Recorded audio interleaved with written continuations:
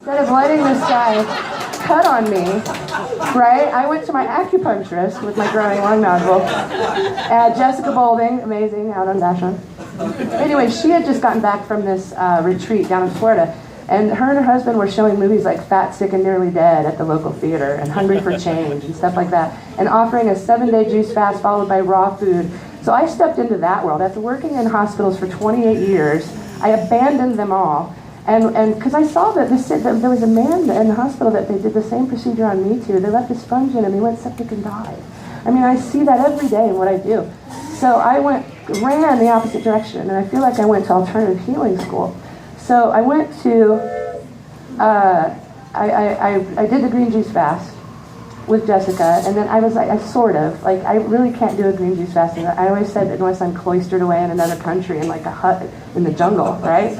I can't just do a juice fast in my normal life.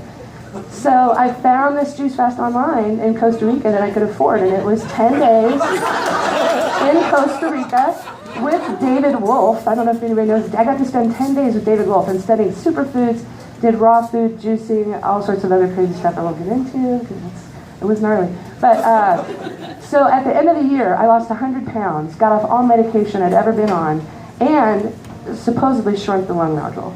But what happened on the year date that I was supposed to have my year follow-up scan, I got into a car accident on the way to work, and I rolled my Pathfinder.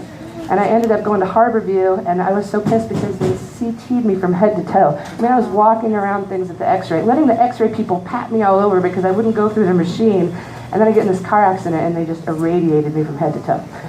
So anyway, shrunk the lung nodule, supposedly, so proud of that. I texted my doctor, I was like, I did it in your face, call me. And he never called me. So like a couple weeks later, he just like saunters through the unit, and I was like, what's up, what happened?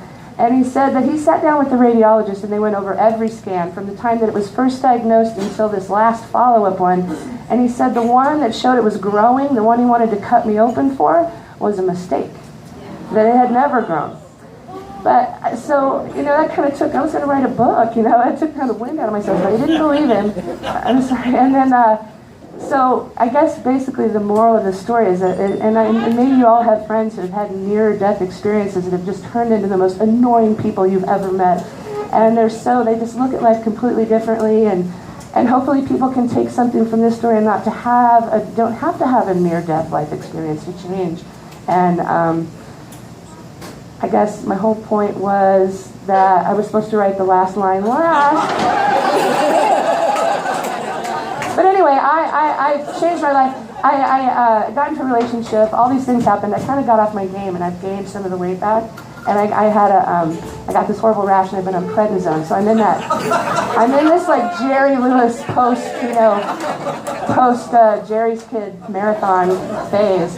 But there's always hope. Don't take your doctor's word at face value. Question everything. Run as fast as you can from chemo, radiation, surgery, chest tubes.